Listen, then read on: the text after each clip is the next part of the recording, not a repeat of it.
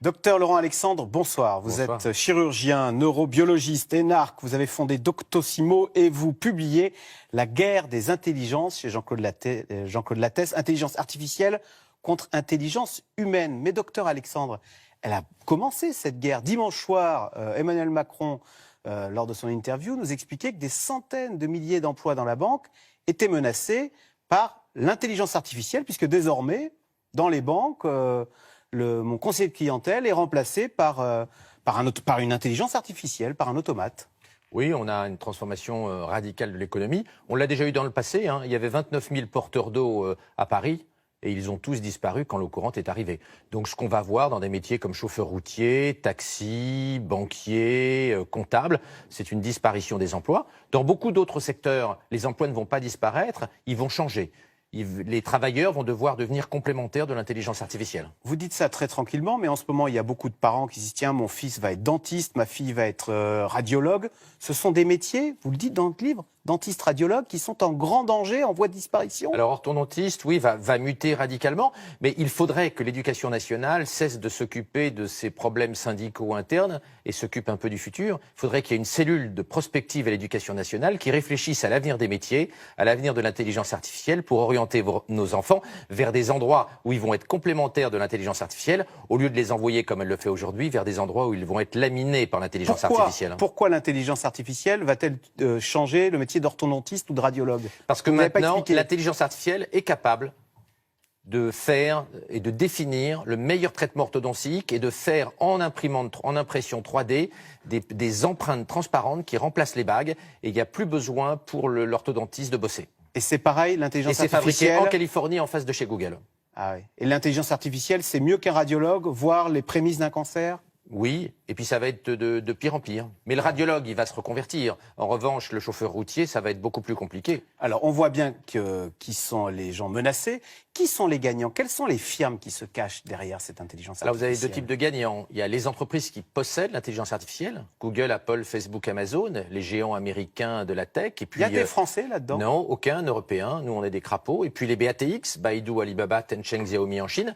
Et en Europe, il n'y a rien. Ça, c'est côté entreprise. Puis côté humain, c'est très clair. Dans une économie de la connaissance et de l'intelligence artificielle, les gens les plus intelligents, les plus doués, les plus innovants seront les maîtres. Et les gens moins doués, si on ne fait pas très attention et si on ne les forme pas, seront des parias. Et c'est dramatique. Ça. D'ailleurs, vous dites dans votre livre, nous, on a des cerveaux bien formés, on les exporte aux États-Unis où ils vont travailler pour ces géants qui demain domineront l'intelligence artificielle et la fabriquent déjà. La fabrique déjà. C'est Google, Facebook, Amazon et Apple qui fabriquent l'intelligence artificielle. Et ça veut dire quoi concrètement? Alors ça veut dire qu'ils vont dominer le monde de la médecine et qu'ils seront capables demain, à moi malade, de me vendre. Si nous ne faisons pas très attention, l'éducation et puis la santé demain seront fabriqués en Californie, seront made in California. Parce que l'intelligence artificielle va être indispensable pour personnaliser la médecine et personnaliser l'éducation. C'est-à-dire pour savoir comment, pour un enfant donné, il va le mieux apprendre. C'est l'intelligence artificielle qui le fera.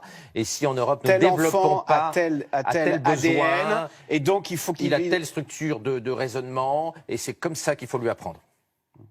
Et quelles conséquences, si nous passons à côté de tout ça? Nous serons une nation sous-développée. Vous savez, la Grèce était le centre du monde il y a 2000 ans et elle est devenue un pays sous-développé. L'Espagne était le centre du monde, elle est devenue un pays beaucoup moins développé.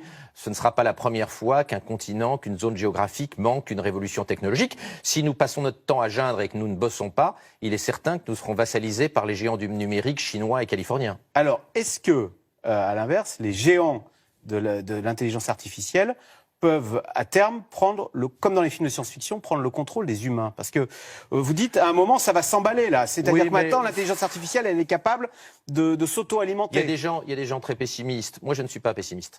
Il y a des gens très pessimistes. Par exemple, Elon Musk, le fondateur des automobiles Tesla, pense que l'intelligence artificielle peut devenir hostile entre 2030 et 2040. Moi, personnellement, je n'y crois pas une seconde. J'exclus que l'intelligence artificielle cherche à exterminer l'humanité avant 2050. De toute façon, on peut toujours débrancher une machine. Alors, si on pense qu'une intelligence artificielle va se laisser débrancher, c'est qu'on est très, très naïf. Pourquoi? Non, bien évidemment, parce qu'elle résonne plus vite que nous, elle résonne à la vitesse de la lumière. C'est-à-dire que le temps que nous débranchions, il y a longtemps qu'elle aura débranché le bouton stop.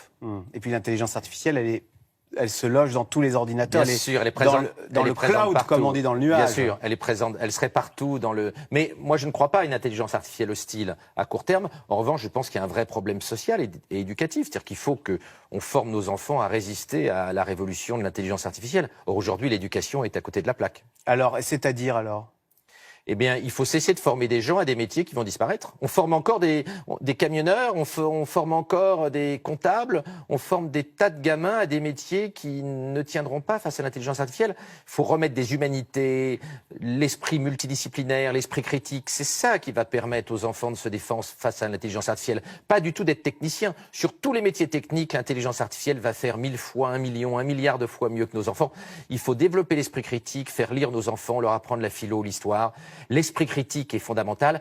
Et si j'avais un seul conseil à donner aux parents, c'est faites lire 3 livres par semaine à vos enfants. C'est la meilleure protection contre l'intelligence artificielle. Mais c'est très contre-intuitif, ça. On se dit, le 21e siècle est numérique, est digital, alors il faut aller dans ces métiers-là, il faut apprendre à coder, etc. Et vous nous dites pas du tout.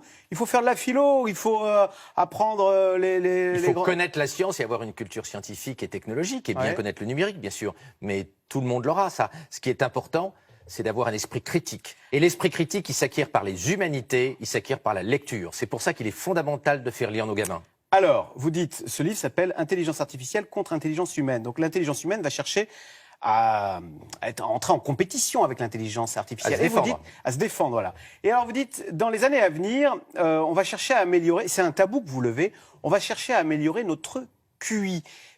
C'est, dites-vous, la dernière grande source d'inégalité aujourd'hui. Nous avons des QI très différents et on s'en accommode fort bien. Les inégalités économiques entre nous sont directement liées aux inégalités intellectuelles. C'est un tabou, mais les gens les plus intelligents gagnent plus que les gens les moins intelligents. Les gens les plus innovants gagnent plus que les gens les moins innovants.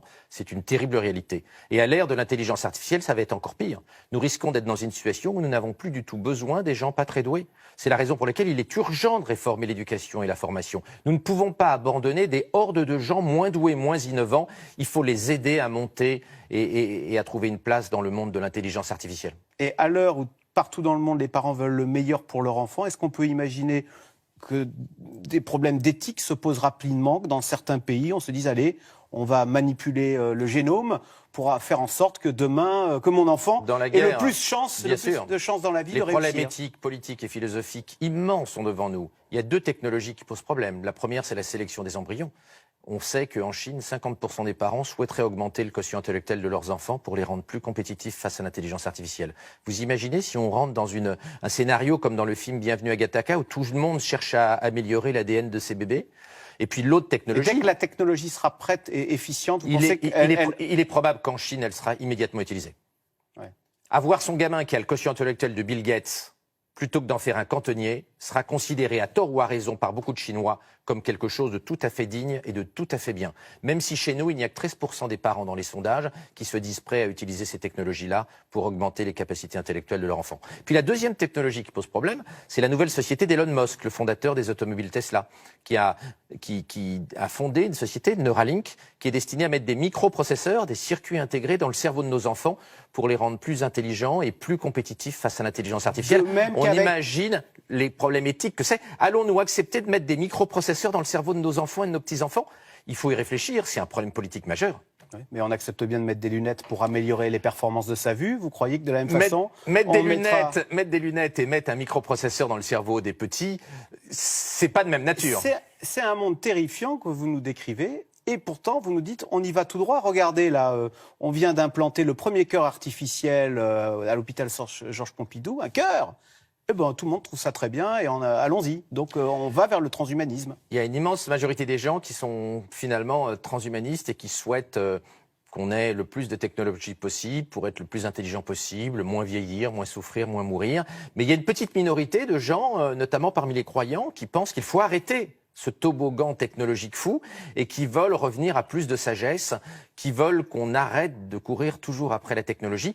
D'ailleurs, parmi ces conservateurs, certains se verraient bien débrancher l'intelligence artificielle. Mais si nous ne le faisons qu'en France et en Europe, pendant que la Chine et la Californie galopent, nous deviendrons une colonie numérique des nouveaux maîtres de l'intelligence artificielle.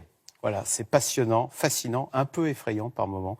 Merci beaucoup, docteur Laurent Alexandre. Donc, je rappelle votre livre, La guerre des intelligences, c'est chez Lattès. Merci. Merci. Vous restez avec nous tout de suite, c'est dans l'air.